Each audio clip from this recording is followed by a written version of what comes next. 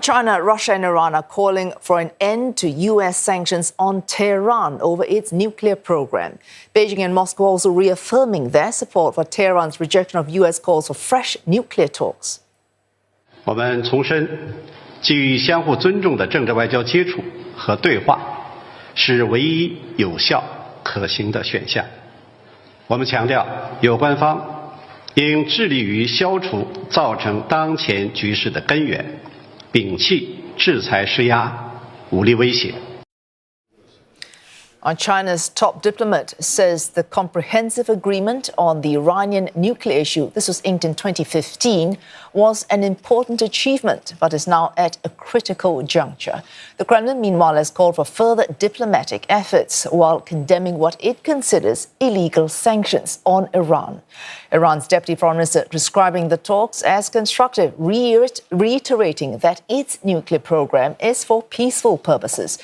Beijing and Moscow giving their support to fully respecting what they see as Tehran's right to the peaceful use of nuclear energy.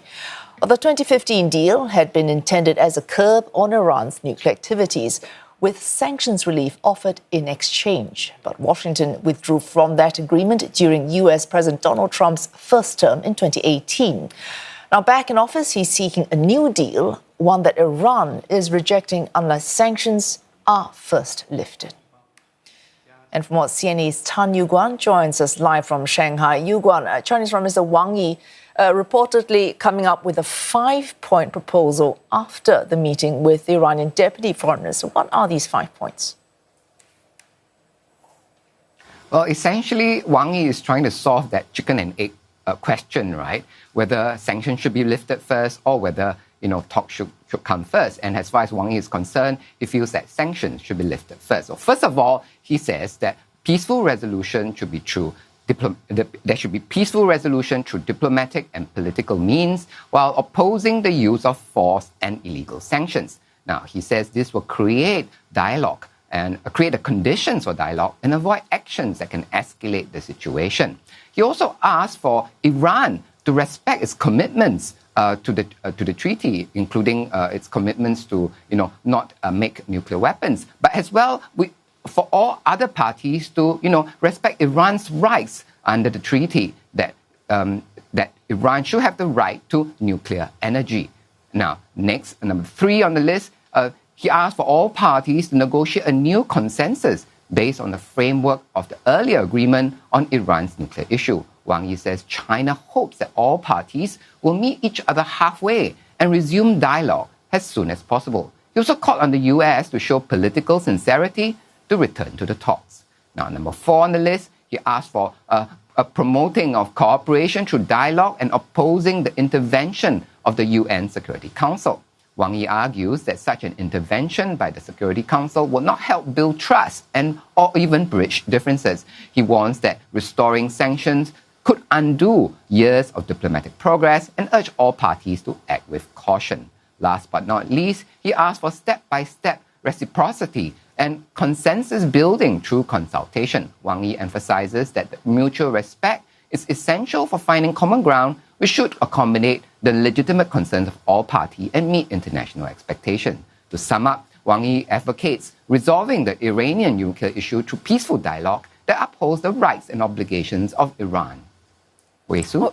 Yew Guan, of course, China is playing host at this particular meeting. It has increasingly become much more of a player in the Middle East, of course, famously mediating that rapprochement between Iran and Saudi Arabia in 2023. Now it is getting involved in trying to resolve the Iranian nuclear issue. What's in it for China? Well, China does have quite a few reasons to want a peaceful Middle East. Politically, the region, Iran is a strategic ally as a member of the BRICS grouping. China is also a signatory to the 2015 deal as well as the Non-Proliferation Treaty. So it aligns with China's long-held expressed desire to want to see a peaceful resolution to the Iranian nuclear issue. What's more, China also has enough economic problems of its own, and an unstable Middle East can drag its economy down. The Middle East, after all, is a major energy producer, and an oil crisis can trigger a global recession. What's more, China imports lots of oil and gas from Iran itself. Besides, the Middle East is also right smack in the middle of China's Belt and Road Initiative, especially the land corridor linking China to Europe. This corridor is strategically important to China because it allows it to bypass the maritime choke points like the Strait of Malacca. Wei Su? Thanks, Tan Yew Guan there reporting live from Shanghai as Beijing plays host at a meeting for Moscow as well as Tehran on nuclear talks between Iran and the United States.